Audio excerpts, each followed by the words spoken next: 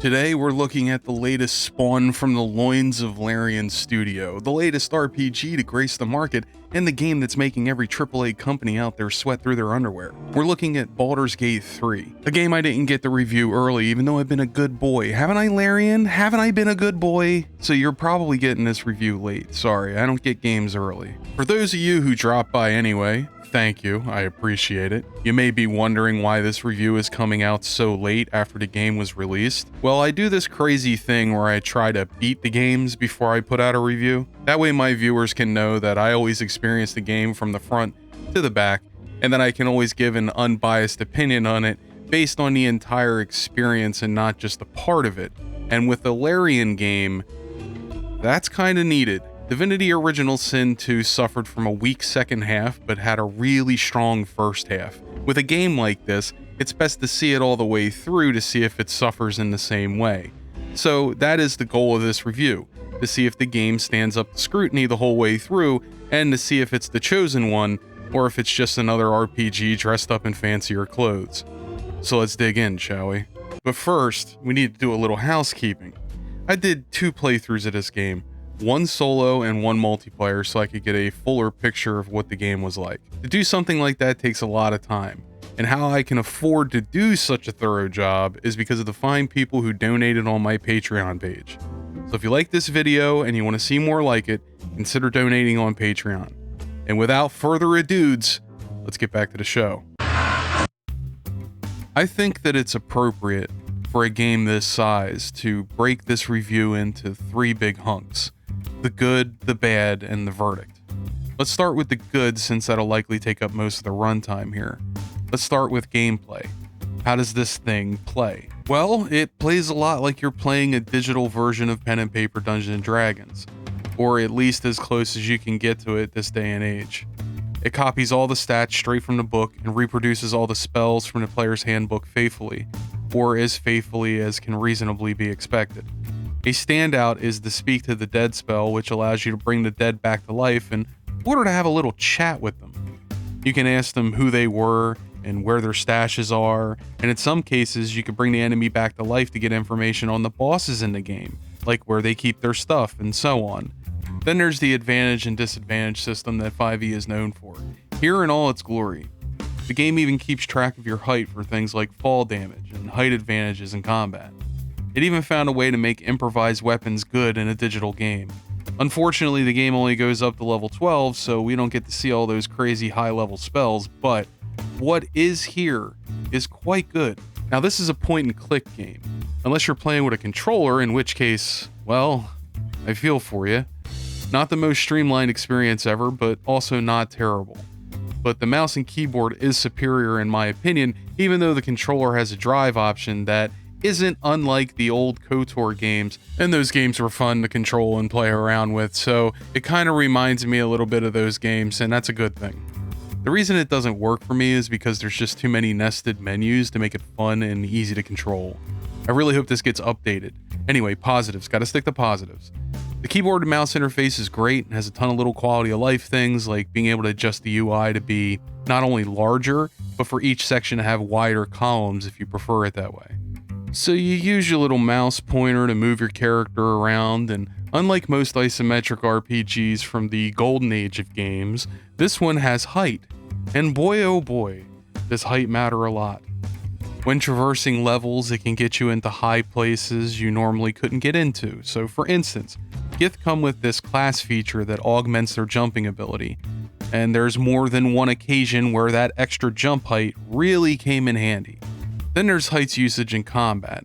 The fact that height gives you a bonus to your chance to hit means that you're always on the lookout for high ground to give you that sweet ass +2 to hit. That means that while you are getting a bonus to hit, the enemy down there is getting a penalty to hit for aiming up at you. And if you were to say, jump up to a high ledge and destroy the only ladder leading up to you, well, I think you're smart enough to figure out what happens next. But what if someone happens to find another way to you, and to get up on that high ledge with you? Well, there's plenty of ways to deal with that issue too.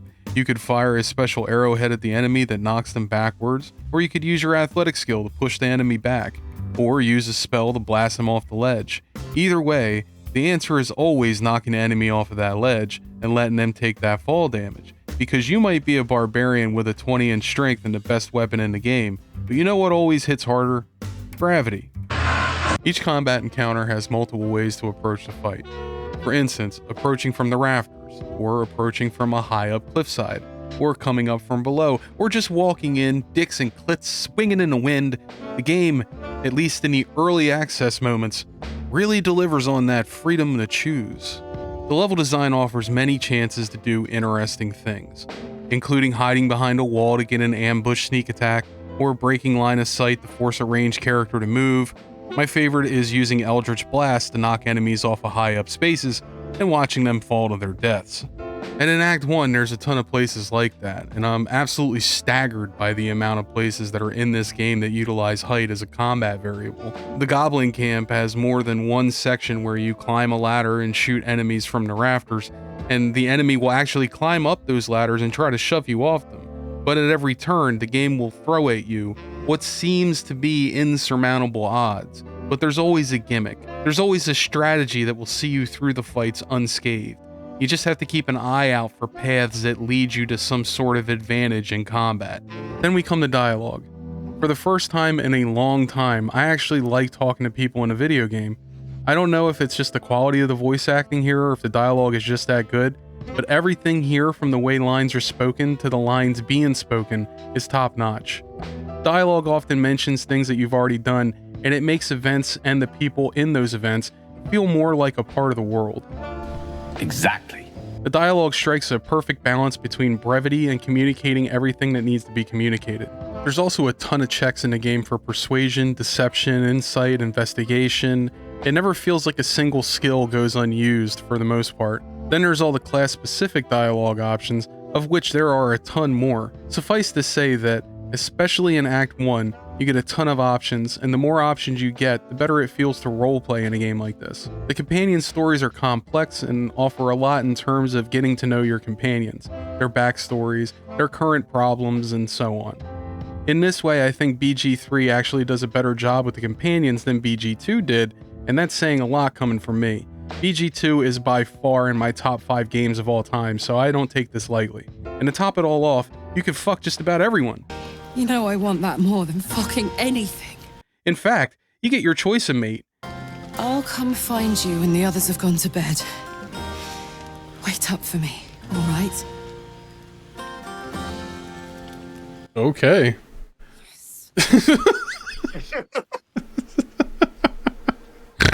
He's excited about getting that dragon D. Jesus. Yeah, man. Bad dragon.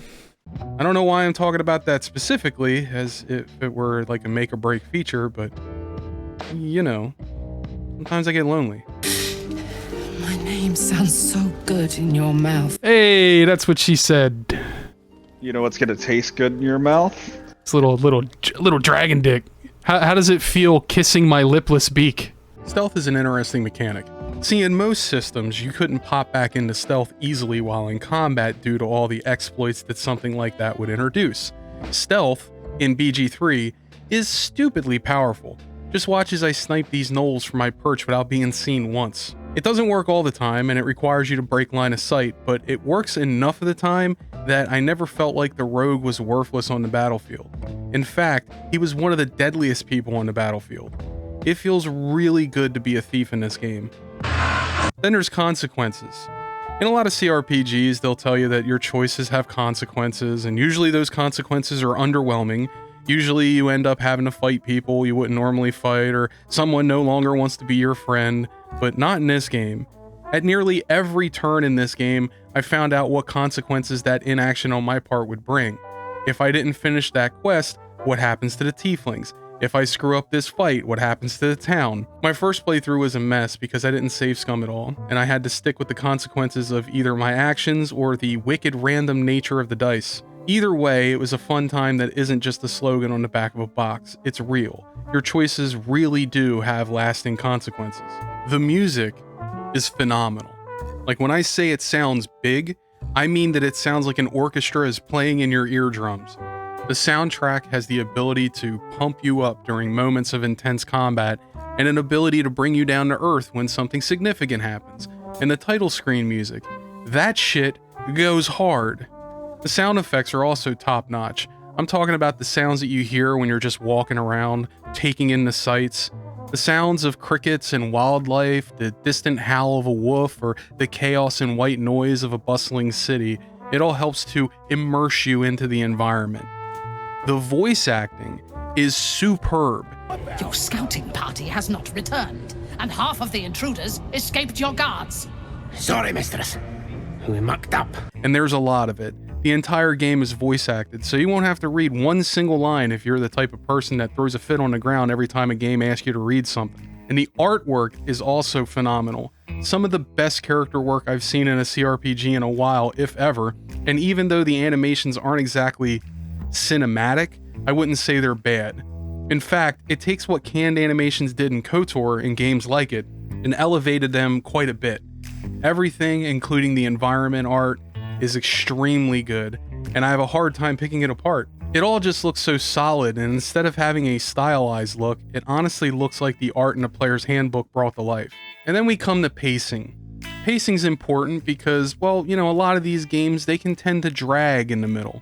So a game that can kind of pull you along all the way through all of its acts without dragging is quite an accomplishment, all right? But this game, on the other hand, it has some problems. Let's keep on with the theme here and talk about the good first. Act 1 is superb. It's everything that a game should be and what most RPGs should aspire to be. There's a level of freedom in this act, especially topside, that you just don't see in games of this type. The hype surrounding this game, for the most part, comes from this act as it was in the early access build, and for good reason. This act hits on all cylinders. The story is simple. You're a guy who got kidnapped by a nautiloid vessel, hurtling through dimensions, gobbling up people and placing them into tanks that have a parasitic eye bug inserted into their ocular region. Okay, maybe it's not that simple, but still, very intriguing. The premise is this. You are infected by a brain parasite that will turn you and your companions into a betentacled hentai monster that eats brains as its one and only food source if you can't find a way to get rid of it. You spend the runtime of the game trying to figure out why the bug hasn't turned you yet, who the self-proclaimed god the Absolute is, and exploring maps, finding secret areas, gobbling up EXP, and getting involved in the local drama. Then we come to Act 2. And warning, because I'm about to get a little bit spoilery here for Act 2. But for the most part, I keep it pretty spoiler-free here.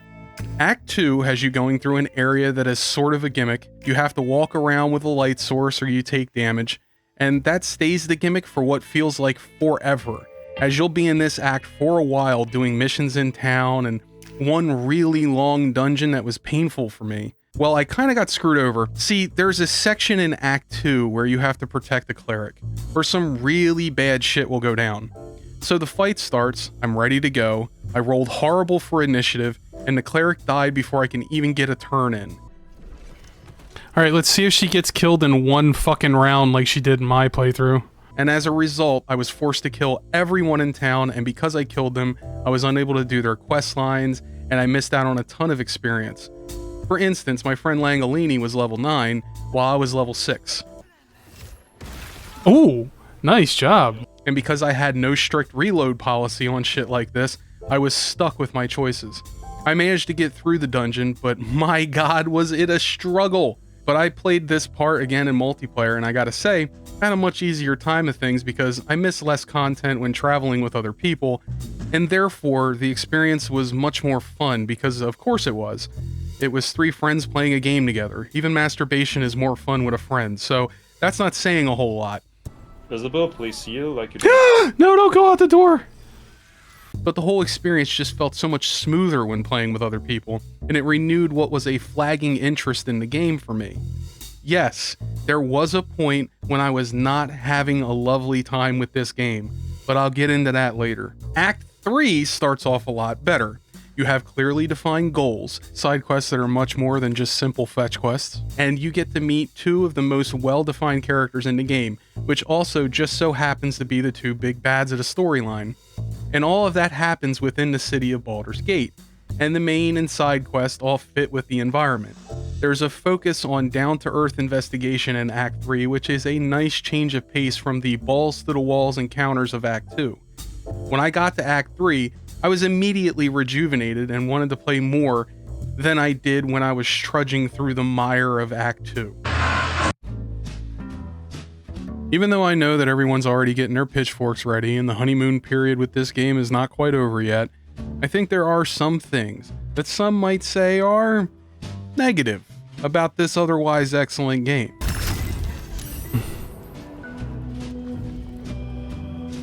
This thing is saving everything.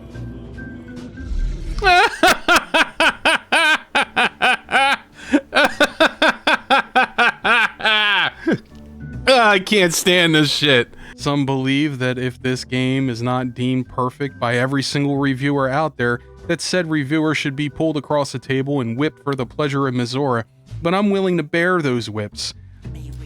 God, you won't believe how shitty the graphics look like on my side, because none of the shit is loaded in, and it just looks fucking awful. Your armor just looks like it's been dented up and shit, because like none of the detail is loaded in.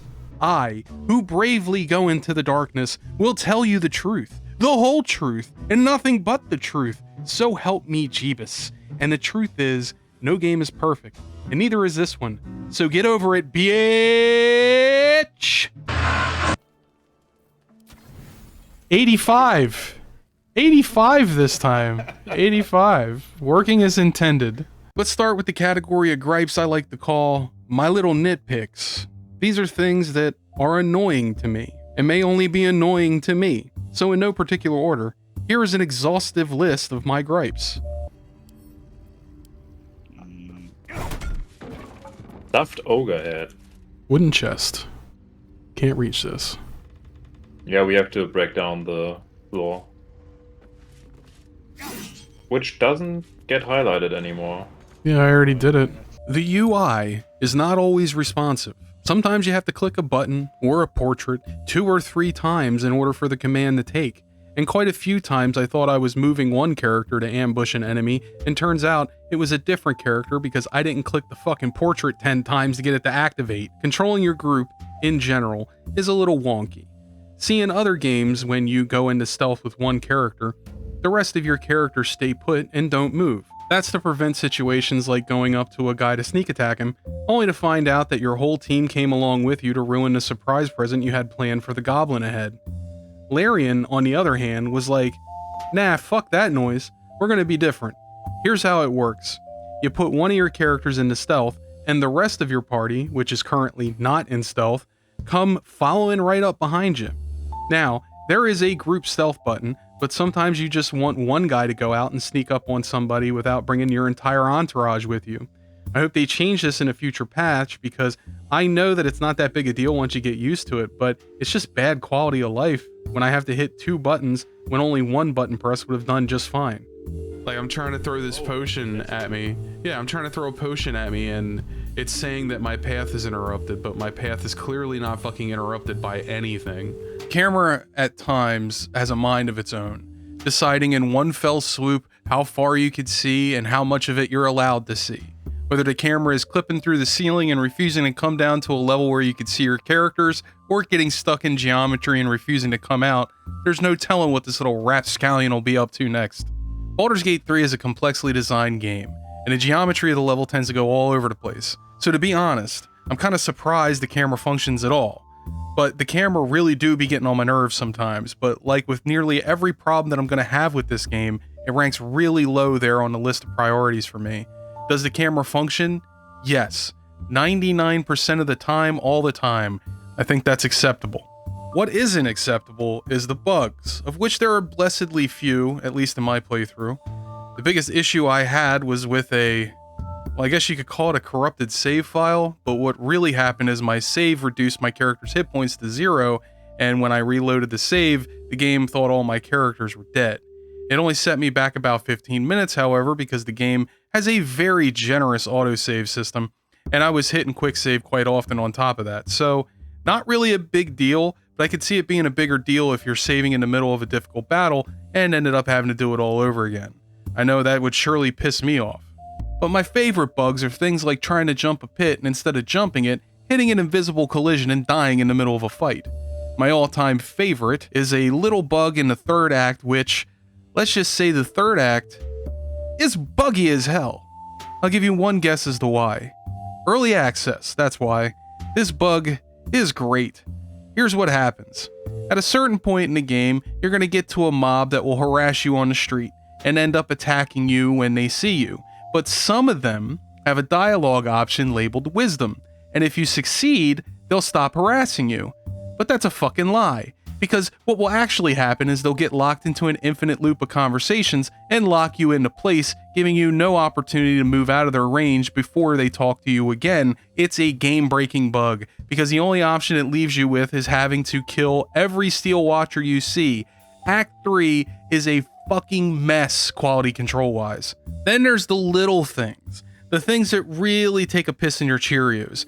Things like Larian changed from early access that fit perfectly well and didn't require the changes made to it, and in fact, made it a better game previously. A prime example of this can be found with the Mating Ogre encounter.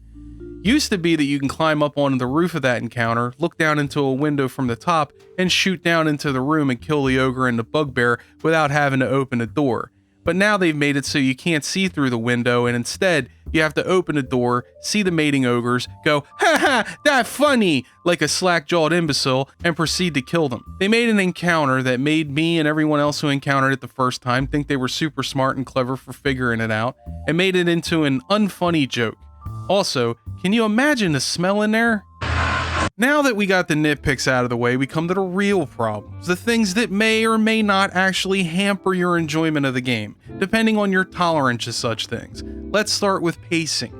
The first act of the game, as you can imagine, is quite good.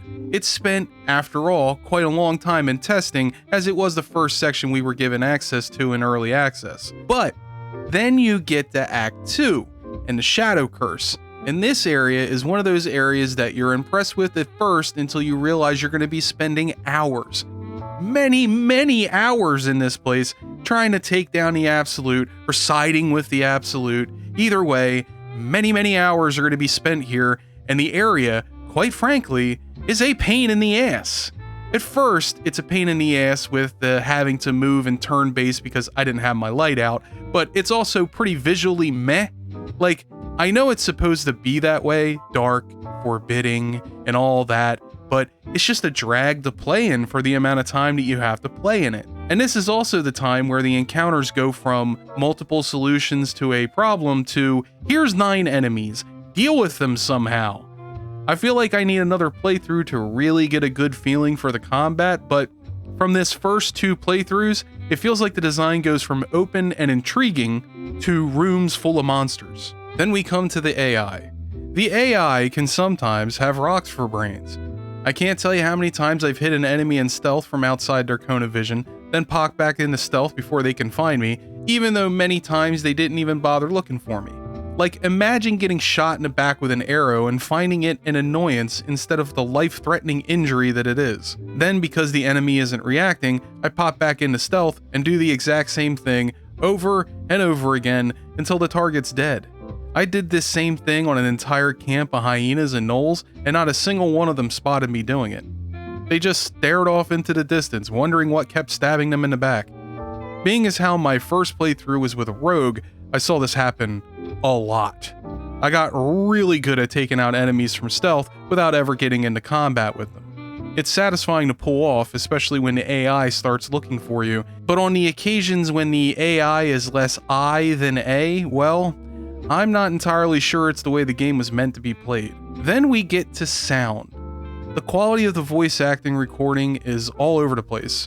Voices go from deep and bassy to thin and tinny in the same conversation, as if parts of the conversation were recorded in one studio, then re-recorded in another, inferior studio. It can get to be a bit distracting, as I was paying more attention to the voice changes than I was to what was actually being said to me. Balanced difficulty is not balanced. Whoa, okay, I should probably qualify this. This is my thoughts from the first playthrough that you're about to hear. My thoughts of my second playthrough is that the game's combat and balance difficulty is kind of a joke. When I played it in multiplayer, we barely had to restart. We only had one fight we had trouble with. So I'm going to leave it in here for people who are coming at this for their first time. You see, because this is meant more for people who this is their first D&D game that they've ever played or their first RPG that they've ever played. It's for beginners, basically. You may have trouble with this combat. It may seem overwhelming, but I urge you to go look up a build. It'll make your experience way easier. Everything after Act 1 just gets fucking nuts. You could be fighting whole-ass armies sometimes, 10 to 20 enemies at once. I've had several battles where 1 or 2 of my companions will die before I can even get a chance to take a turn. It's bananas. I'm not sure what happened from Act 1 to Act 2, but the balance fell off a fucking cliff and had me screaming at the screen like a 15-year-old who lost a Counter-Strike match. The best example I can give you is there's a scene in this game where you have to keep a cleric alive in order to save an entire town's worth of people. Only issue is, when I played this fight, she died before I could even get a turn in, and I ended up having to fight the entire town. How is that a fair fight? Tell me. Then, you get to the end of what I will call the gauntlet, to avoid spoilers, and you have to make a deal with a necromancer. It's a cool scene, but at the end of the whole ordeal, if you fight him, he summons in about 15 undead minions, and because I rolled bad on initiative, they killed 2 of my people before I could even get a hit in. Mainly due to this economy of action being completely thrown out of the window in favor of tense battles that can be solved like a puzzle instead of by superior firepower. And this is a thing that you'll either understand right away or it'll take a while.